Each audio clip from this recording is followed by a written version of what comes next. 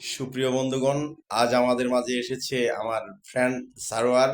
সারোয়ার খুব ভালো গান গায়। খালি গলায় একটি গানের দুটো লাইন আমরা শুনবো তার কাছে। বন্ধু, তুমি শুরু করো। নয়ন সরসী কেন ভরেছে জলে, কত কি লেখা রয়েছে কাজলে কাজলে।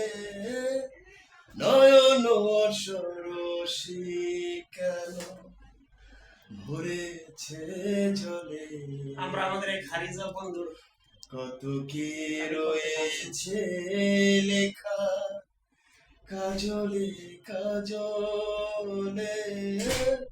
নয়ন সরসী কেন বেদনার কলি তুমি